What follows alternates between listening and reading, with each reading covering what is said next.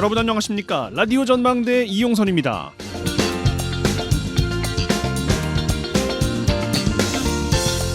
윤석열 대통령이 오늘 전국민 25만원 지원법 그리고 노란봉투법에 대해서 거부권을 또 행사했습니다. 21번째 거부권 행사예요. 대통령실은 사회적 공감대 없이 야당이 일방적으로 통과시킨 법안에 대해 거부권을 행사하는 것이 개탄스럽다 했습니다. 이 논리라면 사회적 공감대를 이끌어내려는 노력을 어느 누가 했는지 뒤돌아볼 일이죠. 22대 국회가 개원한 지 2달이 지났는데 민생법안 처리 실적은 0입니다. 고래 싸움에 새우등 터지듯 정부 여당과 야당 싸움에 국민만 죽어나게 생겼다는 비판이 나오는 이유죠. 추석이 한 달 앞으로 다가왔어요. 어느새 역대급 기후변화 때문에 채소와 과일 가격 들썩이고 있고요.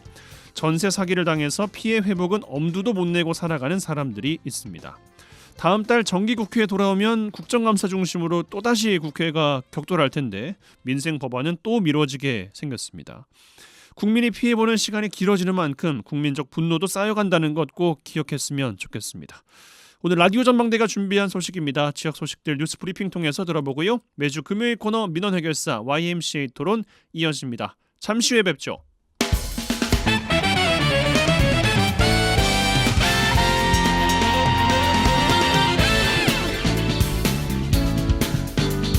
네, 8월 16일 금요일입니다. 라디오 전망대 시작합니다. 먼저 우리 지역 뉴스 정리해보죠. 뉴스브리핑 GBS 뉴스의 차범준 편집국장과 함께합니다. 전화 연결돼 있어요. 안녕하십니까? 네, 안녕하세요. 네, 순천에서 시작합니다.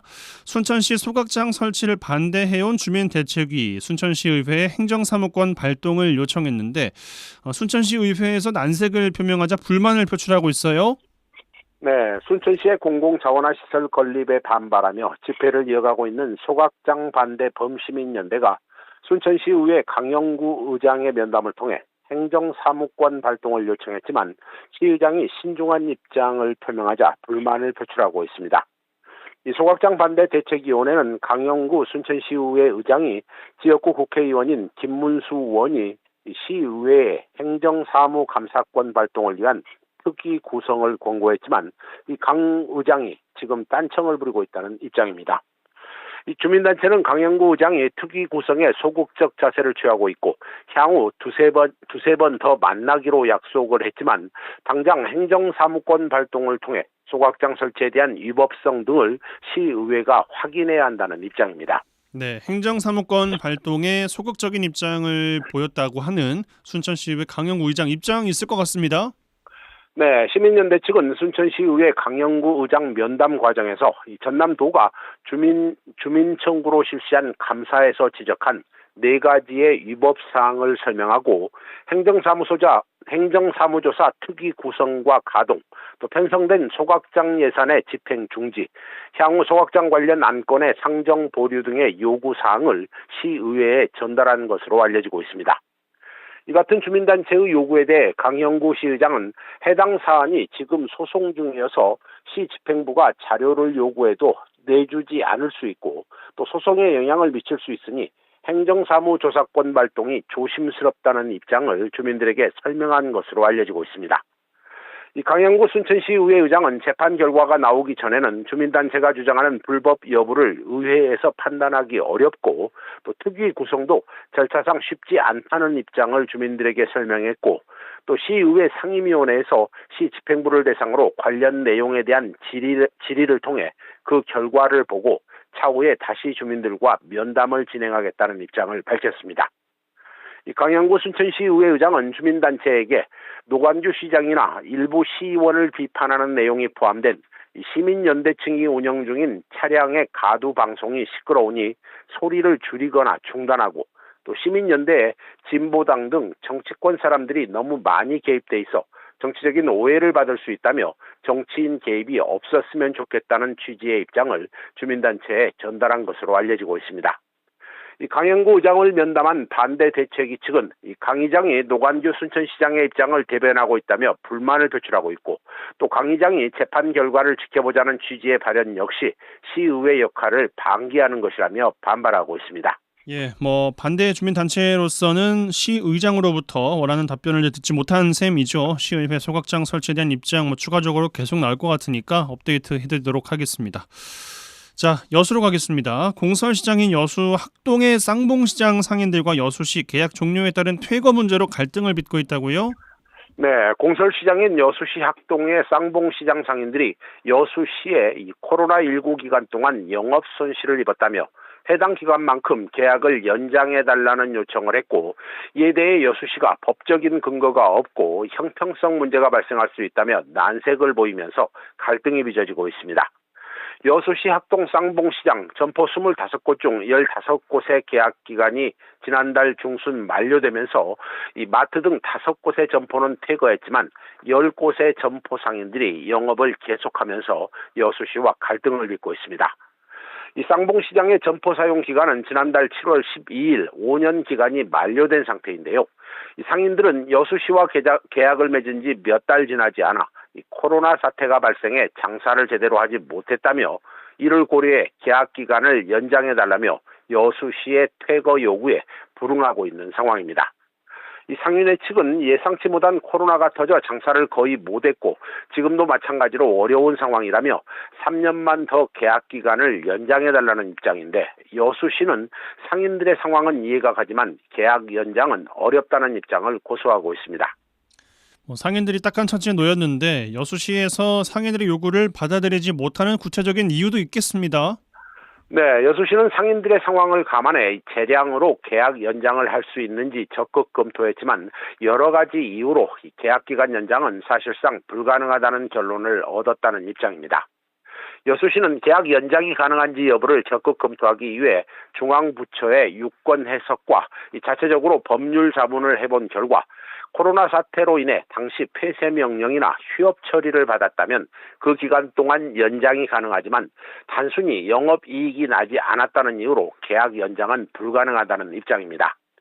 여수시는 점포를 비우고 나면 리모델링이 예정돼 있고 또 점포에 입점을 원하는 다른 상인들과 형평성 문제도 있는 만큼 상인들에게 관련 내용을 알리고 최대한 설득을 하고 있다는 입장입니다. 예, 알겠습니다. 자, 광양에서 마무리하겠습니다. 광양시 지역 농민들을 위해서 추진하고 있는 농촌 신활력 플러스 사업 추진단 구성을 두고 지역민들과 갈등을 빚고 있어요. 네, 광양시가 추진하고 있는 광양 매실 관련 농촌 신활력 플러스 사업이 주민들과의 협의 부족과 추진단 구성 및 운영 미숙으로 논란이 일고 있습니다. 이 광양시의 농촌 신활력 플러스 사업은 광양 매실의 생산과 가공, 유통, 판매와 체험, 관광 상품 접목을 통한 6차 산업 생태계 구축이 목표인데요. 국비 49억 원과 시비 21억 원이 투입되고 지난 2020년에 시작됐습니다. 해당 사업은 당초 사업 기간이 2023년 만료였지만 2년간 연장돼 종료까지 1년 5개월이 남아있는 상황입니다. 하지만 주민들과의 협의 부족으로 인한 민원이 겹치면서 잡음이 지속되고 있습니다. 이 보도에 따르면 해당 사업은 지난해 9월부터 시작된 다안면 주민협의체의 민원이 계속되자 전임 추진단장이 도의적 책임을 지고 지난해 12월 사임한 상태라고 합니다. 이후 다안면 주민들이 주축이 된 주민협의체 주도로 새로운 추진단장이 추대 선임됐지만 여전히 사업 추진에 혼선을 빚고 있다는 것입니다. 추진단 임원이 새로 선임됐는데 내부 갈등 상황이 이어지고 있습니다. 사업 관할하고 있는 광양시의 입장 어떻습니까? 네, 추진단 관계자는 언론을 통해 사업 추진 과정에 주민 의견 수렴은 중요하지만 이 독립적으로 운영되던 추진단과 주민협의체의 경계가 모호해지는 것은 사업 취지와 목적에 맞지 않고 특히 사업의 심의 의결기구인 운영위원회에 주민협의체 구성원을 포함시킨다는 것은 이 지역 일부의 주장에 대해서도 부정적인 입장을 밝히고 있습니다. 광양시는 해당 논란에 대해 이 소프트웨어 사업을 진행하고 있는 5개 용역사와 또 추진단, 주민협의체가 참여하는 합동점검회의를 통해 의견을 수렴하고 향후 운영 방안을 마련하겠다는 입장입니다. 예, 알겠습니다. 뉴스브리핑 GBS 뉴스의 차범준 편집부장과 함께했어요. 고맙습니다. 네, 고맙습니다.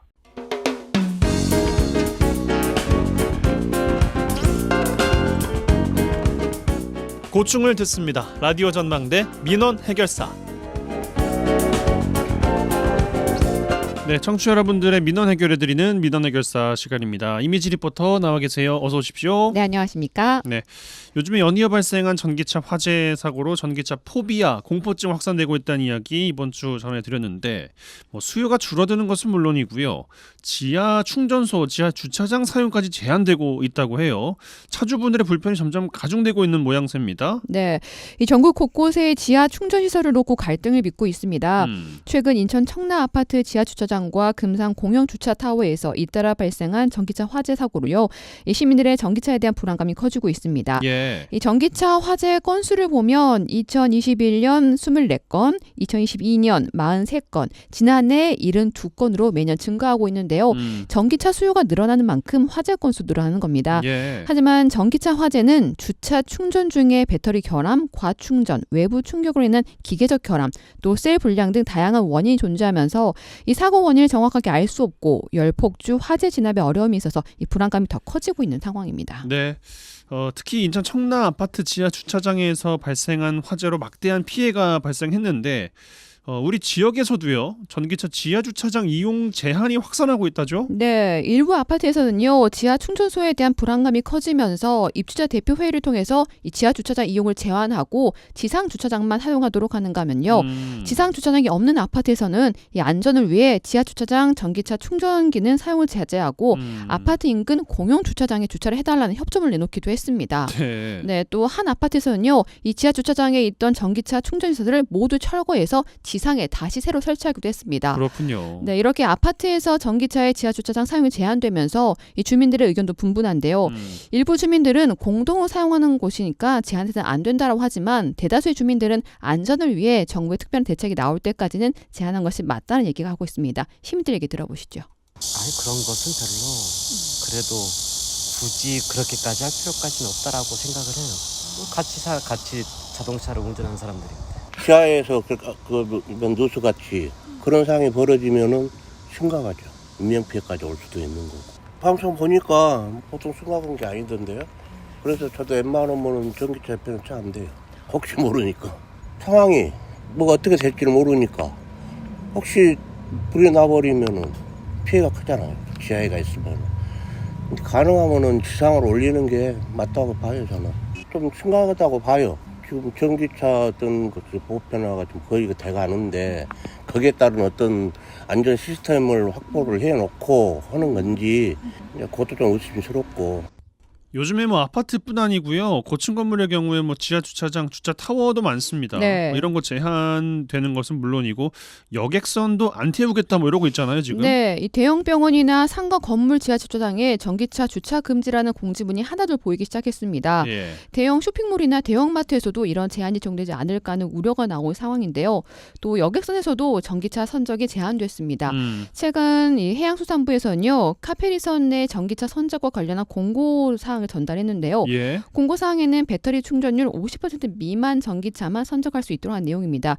이게 바로 여수에서 제주로 향하는 카페리선에 해당되는데요. 맞아요. 특히 여수 여객선 터미널에서는요. 카페리선을 이용해서 전기차 탁송하는 경우는 아예 금지를 하고 있는 상황입니다. 네. 차주분들의 불편이 가중되고 있습니다. 예, 전기차 포비아에 대한 과도한 우려다라는 목소리도 있어요. 네, 전기차주분들은요. 불안감이나 사고를 미리 예방하는 취지에 대해서는 공감하면서도 과도한 방침이다라고 억울함을 토로합니다. 네. 또 정부에서는 전기차에 보조금을 주면서까지 전기차 사용을 무작정 늘렸는데 그랬죠. 이제 와서 지하 주차장 사용에 차별화하는 것도 옳지 않다는 의견인데요. 특히 전기차 충전에 있어서요. 날씨가 영향을 미치는데 이런 조건들은 전혀 생각하지 않는 조치라고 얘기하고 있습니다. 또 전기차주들은요. 내연기관 차량도 불이 날 가능성이 있는데 전기차만 이렇게 잠재적 화재 요인으로 보는 시선에 굉장히 안타깝다는 얘기입니다. 전기차 얘기 들어보시죠.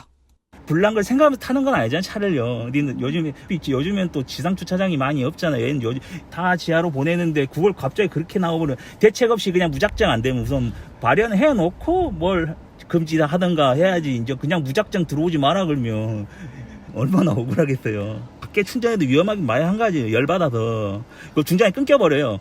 너무 더우면 밖에 충전하니까 충전하다가 한 20분 30분 너무 더우면 충전이 안 돼 불더라고요. 비바람 놔두면 안 들어간다 하는데 이제 아무래도 전기는 불안하니까 물하고는 완전히 상승관계라서 이제 안 하려고 하는데 이제 그런 문제 생각하면 지하철에 다 예를 들어 있으면 아무래도 좀 안전하게 할 수 있죠. 비 온 날도 대책 없이 그냥 들어오지 마라 그러면 어떻게 해요.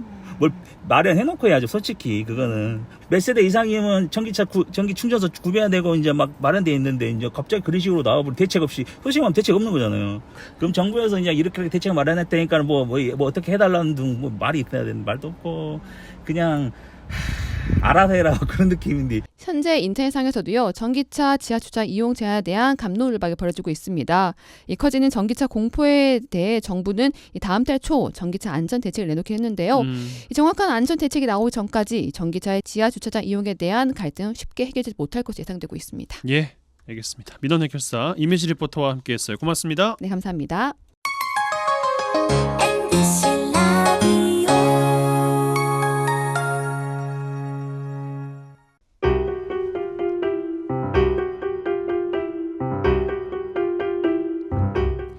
지역 뉴스 1시간 안에 정리해드립니다. 재미있고 편한 뉴스, 지역 시사는 역시 이용선의 라디오 전망대.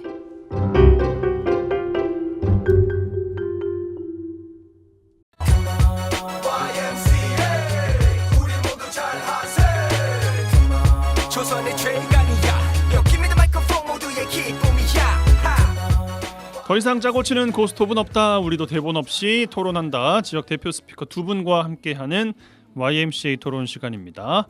한 주 정리해보는 시간 두 분과 함께합니다. 여수 순천 YMCA 김대희 김석 사무총장 두 분 어서 오십시오. 네, 안녕하십니까. 네, 안녕하세요. 네, 한 주 어떻게 보내셨는지 여쭤보겠습니다. 먼저 김대희 총장님. 네, 현재 여수 YMCA는 전남 녹색 환경 지원센터랑 같이 기후 위기 대응과 극복을 위한 여수 기후보호 전문가 교육을 지금 진행 중에 있고요.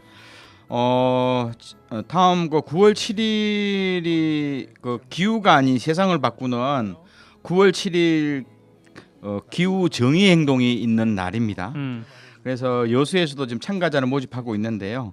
9월 7일 오후 3시부터 이번에는 강남역 강남대로에서 모여서 전국에 온 기후 정의 행동에 참가한 참가자들하고 행진을 정리하게 되는데요. 아마 여수에서도 차 한 대를 갈 예정입니다. 그래서 여러 단체들도 가는데 특히 우리 전남 연대회와 함께 전남 비상행동이 별도로 모집하니까 관심 있는 분들 이번 세상을 바꾸는 기후 정의 행동 9월 7일 같이 서울로 갔으면 좋겠습니다. 예, 알겠습니다. 김석 총장님. 네, 저는 이제 다음 주 화요일 날 순천시하고 그다음에 주암댐 K워터 주암댐 지사하고 함께 주암댐 재활용 놀이터를 만듭니다. 그 협약식을 좀 준비하고 그다음에 제가 그 휴가를 좀 다녀왔습니다. 예. 휴가를 좀 다녀왔고 오랜만에 주셨어요. 예. 오랜만에 휴식했는데 너무 피곤하네요. 너무 피곤하고 그다음에 이제 휴가 마지막 날에 제가 92학번이거든요. 순천대학교에서 민주화 운동했던 92학번들 모임을 좀 했어요. 그 뭔가 이렇게 굉장히 좀 두근두근하고 몇십 년 만에 만나는 친구들이어서 어떻게 변했을까 하는데 거의 다 그대로고 정말 치열하게 현장에서 살고 있더라고요. 92학번이 어떤 시대냐면은 졸업할 무렵에 거의 IMF가 오고 그러네요. 예. 되게 그 학생운동권 안에서도 마지막 좀 끝물이어가지고 386에도 못 들어가고 대단히 좀 어떻게 보면은 좀 치우친 낀 세대인데 현장에서 정말 열심히 살고 있고 근데 대체적으로 다 마음의 병들은 좀 한 번씩 겪었던 것 그러니까 세월의 풍파를 그렇게 넘었던 것 같아요. 그 친구들을 만나서 되게 힘을 많이 받았고 앞으로 살아갈 힘도 많이 되었고 그래서 그 친구들이 너무 92학번 순천대학교에서 함께 학생운동했던 92학번 친구들에게 너무 감사하다는 이야기를 꼭 이 방송을 통해 전해주고 싶습니다. 반가웠다 친구야. 학창 시절 말씀하시니까 또 굉장히 또 소년처럼 또 갑자기 또 그렇죠. 추억은 어쨌든 달콤하잖아요. 뭐 예. 어떤 상황이든지 간에. 근데 대부분 다 우리 김대희 선배님을 알아요. 김대희 선배님은 순천대학교 87학번이시고 저는 92학번인데 이 라디오 전망대가 이 친구들한테 되게 대단히 중요한 매개였더라고요. 가자마자 라디오 전망을 잘 듣고 있다는 이야기를 해줘서 얼마나 감사했는지 모르고 김대희 선배가 좀 말을 좀 잘했으면 좋겠다 이런 이야기를 좀 하시더라고요. 농담입니다. 그 두 분이 뭐 92, 87학번 말씀하시니까 새삼 또 멀게 느껴지는 네. 게 제가 90년생이니까 참 새삼 또 잘 모셔야겠다는 생각이 좀 들면서 아이고 그러니까요. 갑자기 학번 얘기 괜히 했나? 죄송합니다. 아닙니다. 자, 주제로 들어가 보겠습니다. 이렇게 웃으면서 이야기할 수 있는 주제가 아닐 것 같아서 맞아요. 예. 참 무거운 마음이 듭니다. 이거 이야기 안 할 수가 없어요. 한 주간 가장 뜨거웠던 이슈가 아닐까 싶습니다. 현대판 밀정이다. 이번에 임명된 김영석 신임 독립기념관장을 향한 말입니다. 어제는 또 광복절이었어요. 밀정 넘어서 2024 친일파라는 비판도 나오고 있습니다. 그러니까 왜 이런 말이 나오나 했더니 과거 발언이 문제가 되는 겁니다. 1945년 8월 15일 광복이 아니라 정부가 수립된 1948년 8월 15일이 진정한 광복이다 라는 주장. 독립기념관장 면접 때에는 일제강점기에 우리 국민의 국적은 어디냐라는 질문에 일본이었다라고 답변하면서 우리나라 국민의 정체성을 부인했다는 게 지금 나오고 있는 논란입니다. 본인은 끊임없이 해명을 통해서 본인의 역사적 인식과 독립기념관장의 업무 수행은 다르다. 그 연장선에서 보면 안 된다라는 말을 줄기차게 지금 하고 계시더라고요. 어떻게 보고 계신지 총평 먼저 김대희 총장께 여쭙겠습니다. 김준영 의원이 어저께 그런 말을 했죠.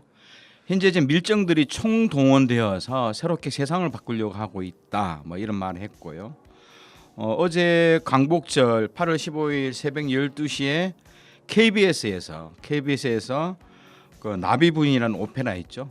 19세기 일본 여성이 나오고 미군이 나오는 그런 오페라 내용을 방송하면서 전 국민들이 좀 분노하지 않습니까? 어떻게 광복절 날 땡치자마자 바로 그 일본 내용을 중심으로 하는 광복절 날 오페라 그 기미가요와 또 기모노를 입은 여성을 출연시키는 이런 측면에서 많이 좀 분노를 하고 있는데요. 어떻든 제가 보기에는 독립기념관을 어떤 곳인지 우리가 고민해 볼 수밖에 없는 구조거든요.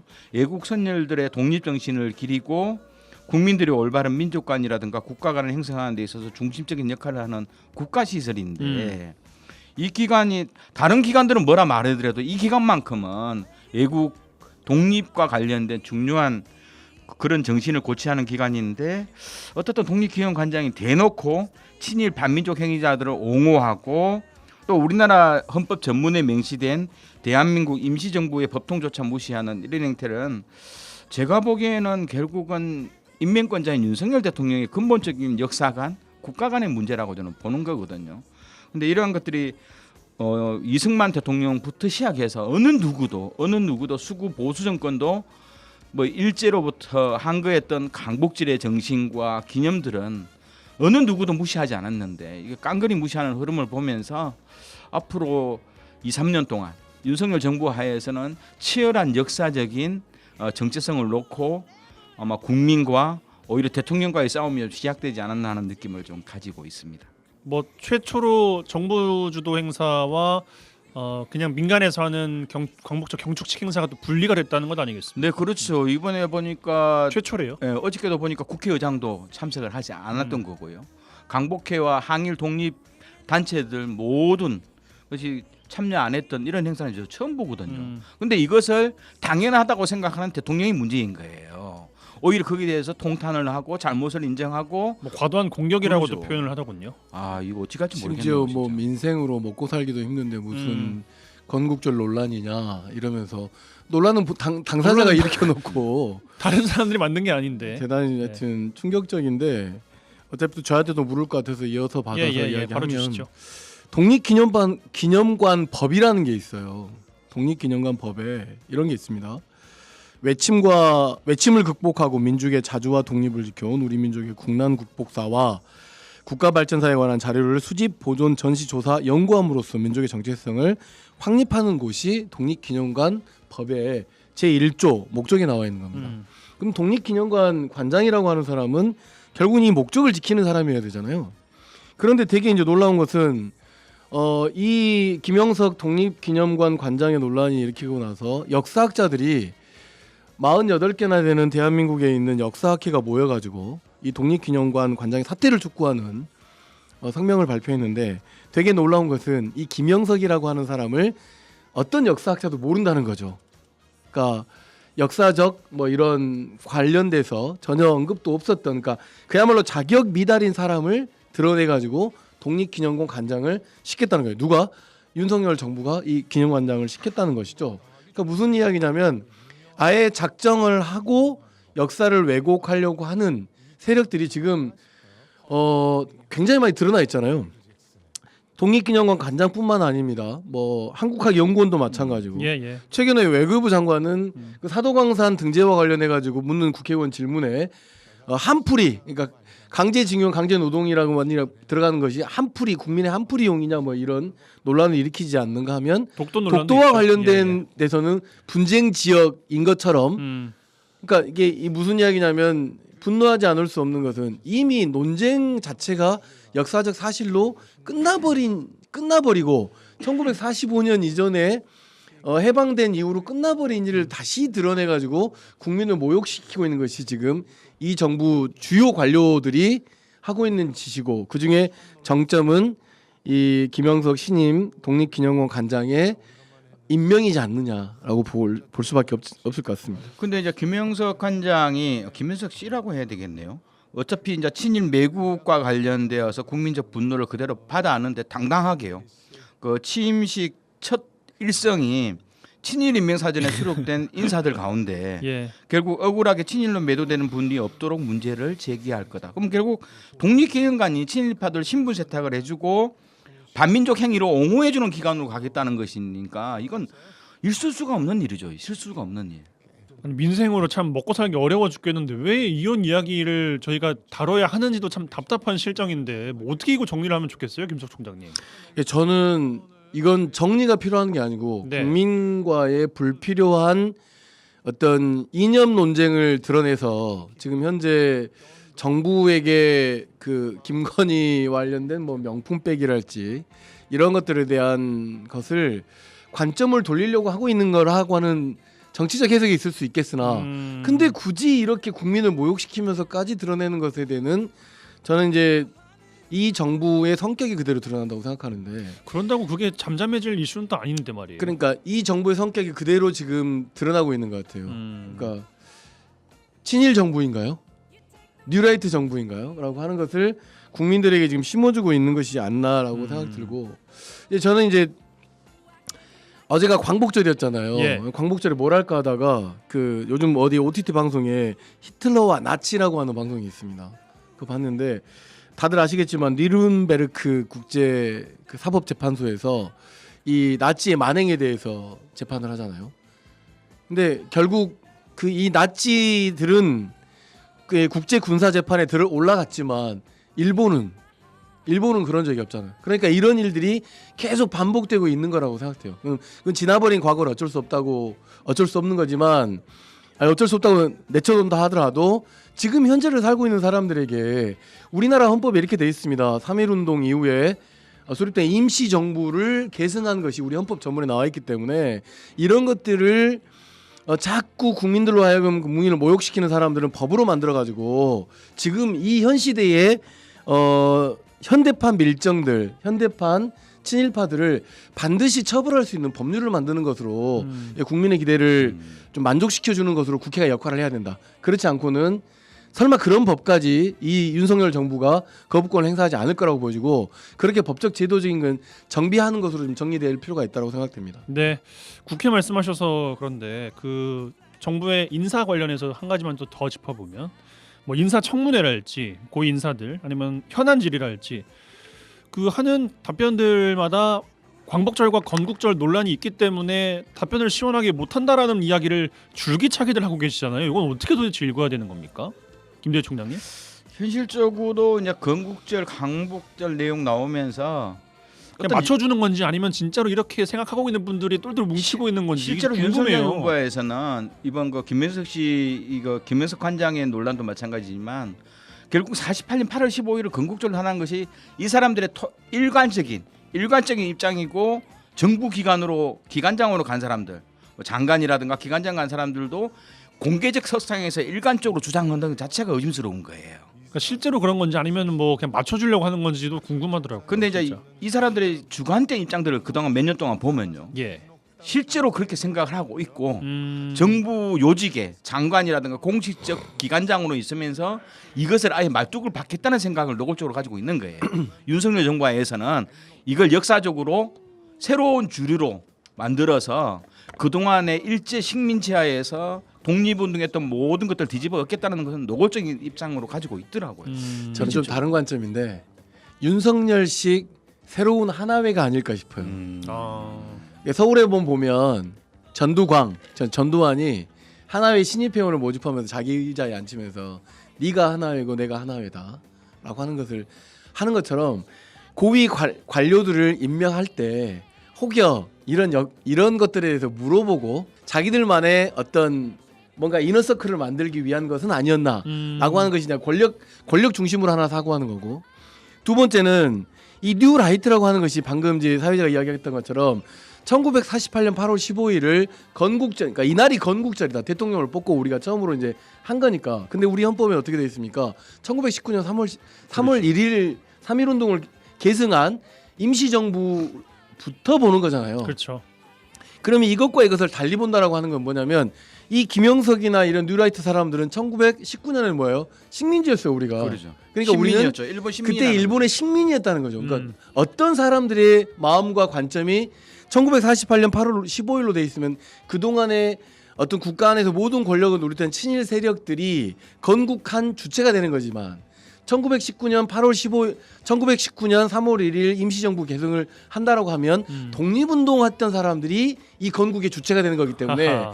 이게 확실히 달라지게 되는 것이죠. 그러니까 주류가 어디냐? 그렇죠. 그러니까 역사적 정통성이라고 하는 것으로 이야기를 하고 있지만 권력의 주체 세력이 누구냐라고 하는 것을 드러내고 싶은 거고, 그다음에 이미 시기적으로 많이 끝나버리고 단지하지 못한 친일파들이 이 한국 사회에 주류를 형성하고 있다라고 하는 것을 그대로 보여주고 있는 것이기 때문에 앞서 제가 말씀드렸던 것처럼 뭐 이 시대에 반민특위법을 만들자 이런 게 아니라 정말 반민족, 반국가적, 그다음에 국가적 대한민국이라고 하는 그 헌법 정신을 위반하는 사람들에 대한 처벌 법률을 만들어야 된다. 저도 거기는 동의해요. 네. 우리가 5월 강주 항쟁을 뭐라 그럴까 비하하거나 뭐 속된 말로 뭐 엄청난 경고에 대해서 우리가 법적인 내용들을 가지고 단죄를 하잖아요. 근데 조국 특히 이제 일제 식민지 시하에서 조선의 독립을 위해서 싸웠던 애국지사나 그런 사건들을 비하하고 비아냥거리는 거에 대해서는 저는 강력하게 반민족 처벌해야 된다 봅니다. 이런 사람들은 해야 되는 측면이 있고. 그런데 이제 문제는 지금 현재 누라이트라고 한 몇 년 전만 해도 이거 숨겼거든요. 본인은 아니라고. 맞아요. 근데 지금은 당당하게 이야기하는 거예요. 근데 그런 사람들이 자기들은 또 뉴라이트가 아니라고 이야기를 하는 해요. 게 예. 그렇죠. 이게 아니라고 하죠. 실제로 대통령도 여기에 대한 생각을 가지고 있다 보니 이번에 사도광산 등재하는 문제 보세요. 이게 부끄러운 줄 알아야 되는 거거든요. 근데 이게 당당하게 일본에 손을 들어주고 하는 내용들을 보면 그럼 앞으로 이제 항일 독립운동을 했던 안중근, 윤봉길 이런 내국 투사들도 그러면 결국은 테러리스트라고 몇 년 안에는 스스럼 없이 이야기할 것 같아요. 이런 거 보면서 역사적인 문제, 결국은 이런 인식들이 일제의 강제준용이 불법적인 강제 동원이 아니라 신민으로서 합법적인 그냥 고용이었다라고 주장하는 거에 대해서 이걸 당당하게 이야기하는 추세가 앞으로 2, 3년 안에 벌어질 거라 보는 거거든요. 저는 심각한 문제라 봐요. 저는 이제 이 상황을 앞서 이제 그 이용선 아나운서 이야기한 현대판 밀정이다. 따라서 보면 간첩이잖아요. 네. 북한의 간첩만 위협적인 게 아니라고 하는 것이 드러난 것 같아요. 일본에 의한 간첩들도 있는 거 아닌가라고 하는 이종찬 이렇게. 광복회장께서 또 말씀하셨어요. 그렇죠. 대통령실에 네. 밀정이 있는 것 같다. 최근에 이제 미국에서 우리나라와 가까운 그 칼럼니스트, 그 여성 칼럼니스트를 반국가 행위로 해서 처벌해서 재판에 올렸잖아요. 수미테리. 네, 수미테리. 저는 그런 식의 법률이 필요하다고 봅니다. 이거는 일본이 우리나라의 동맹이냐 아니냐 이 문제를 떠나서 그 식민지적 역사적 현실과 사건이 있는데 이것을 완전히 뭐 무시하고 또는 그걸 찬양하는 사람들을 우리가 그냥 내버려둘 필요는 없는 것이다라고 하는 것이 이번 신임 독립기념관장의 임명으로 국민이 해야 될 그 국회가 해야 할 것을 좀 빨리 찾아내는 과정이 좀 필요한 것 같고요. 불필요하지 않습니다. 이런 이념 논쟁은 이미 역사와 관련된 논쟁과 토론이 계속 반복되는 것은 어떤 건강한 사회를 만드는 것이라고 보여지기 때문에, 다만 이건 역사적 논쟁이 아닌 거죠. 이미 끝나버린 것에 대한, 그러니까요. 끝나버린 사건에 대한 친일한 사람들을 우리가 어떻게 그 관료로 임명할 수가 있어요? 말이 안 되잖아요.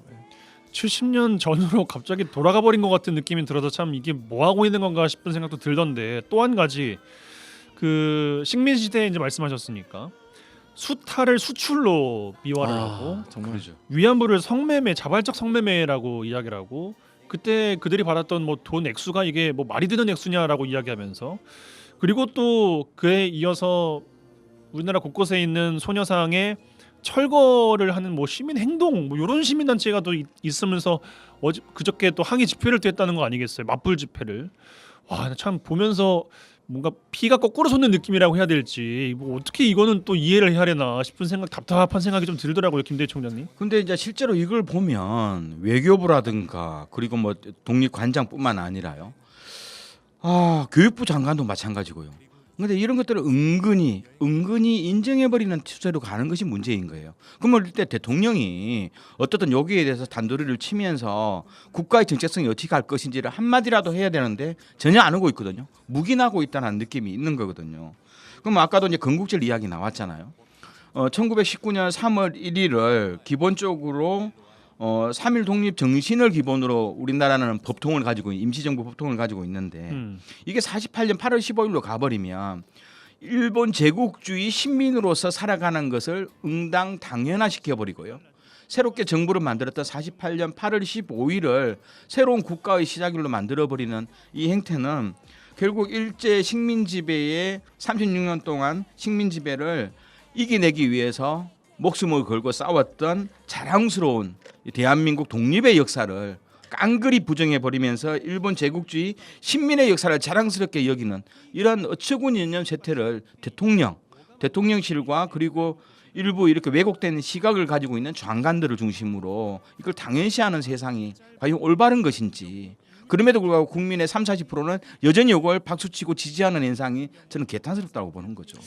저는 이 마지막 방점은 독도가 아닐까 싶습니다. 독도가 지금 위안부를 부정하는 걸 떠나서 평화의 소녀상을 철거하라고 하는 그 얼마 전 그 수요일날 기림식이 있었잖아요. 네, 수요일날 그 위안부 기림식이 있었을 거기서 때도 맞불 집회를 놨다는 거 맞불 집회도 아니겠어요? 했었고 사도광산의 등재 과정에서 강제징용이나 그런 문제를 우리가 용인해줬다는 거 아니에요? 예. 그리고 이런 것들을 주도하고 있는 사람들이 우리가 흔히 이야기하는 뉴라이트이고 그다음에 그 안에서 대체적으로 지금 공직을 맡고 있는 사람들이 서울대학교 낙성대 경제연구소에 있었던 뭐 반일 뭐 종족주의 이런 걸 썼던 사람들이 그대로 드러나고 있는 거 아니겠어요?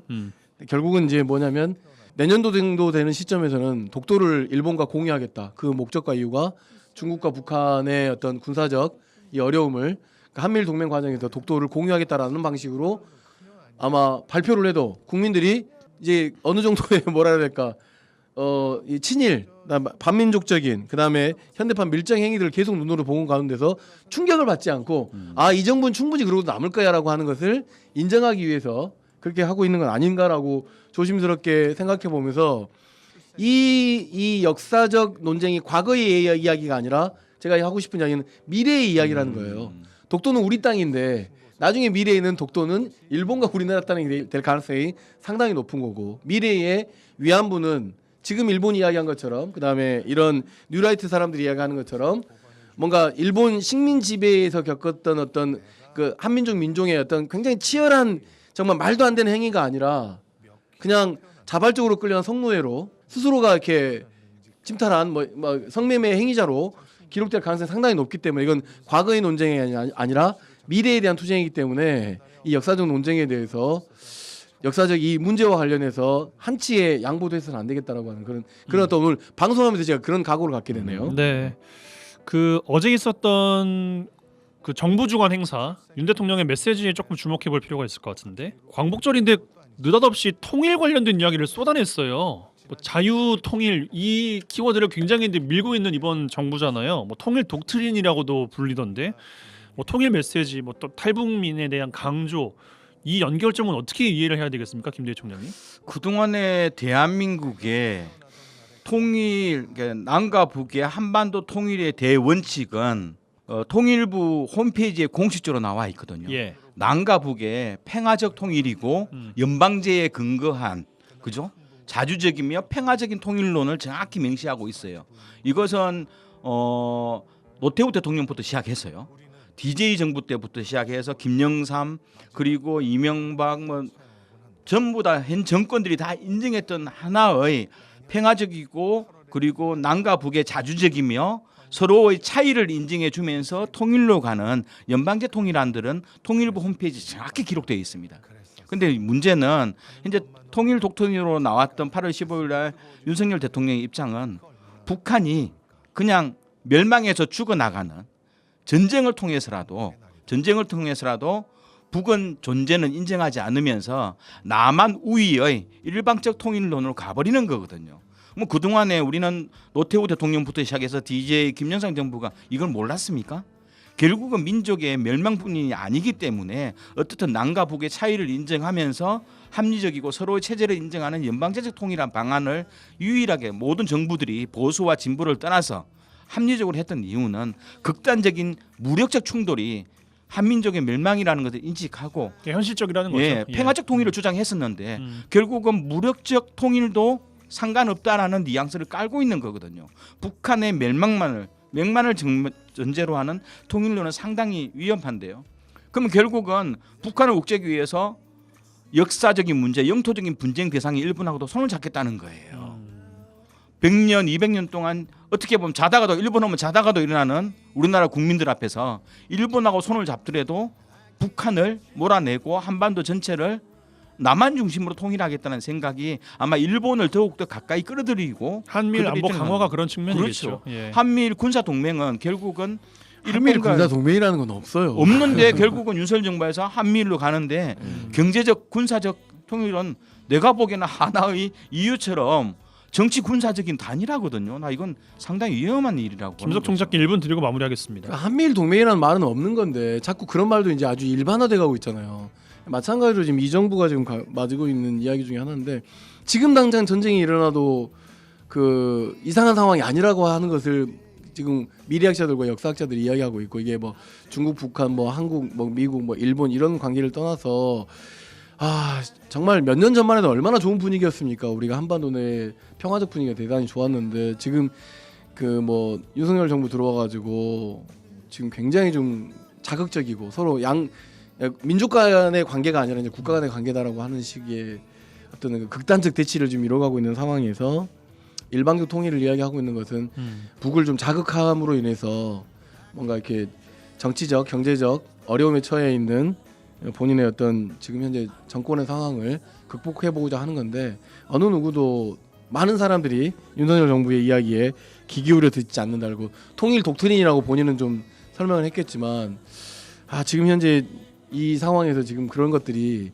본인이 원하는 대로 이슈 전환이 되기 쉽지 않을 정도로 이번에 독립기념관, 김영석 독립기념관 임명이 준 국민에게 준 충격이 너무 큰 문제이기 때문에 이 문제를 해소하기 위해서 좀 미안하지만 윤석열 정부는 반드시 지금 당장이라도 김영석 신임 독립기념관 관장을 사퇴시키고 그다음에 국회는 다시는 이렇게 민족을 또는 국가를 이렇게 밀정처럼 대하는 사람들이 다시는 나올 수 않도록 필요한 법률을 좀 만드는 중요한 좀 계기가 좀 됐으면 좋겠습니다. 알겠습니다. 광복절 주간 맞이해서 관련된 이야기들 이번 주에 풀어봤습니다.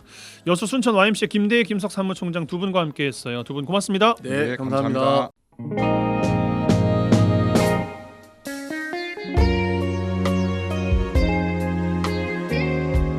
네, 8월 16일 금요일 라디오 전망대 오늘 준비한 소식 여기까지입니다. 오늘도 이번 주도 고생 많으셨습니다. 금요일 다 지나갔습니다. 금요일 밤 그리고 주말 마무리 재충전까지 잘 하시고 다음 주 월요일 저녁 6시 5분에 다시 인사드리겠습니다. 브라운 아이드 소울의 밤의 멜로디 흐르고 있습니다. 이용선이었습니다. 그 누가 부를 건나요? 그대만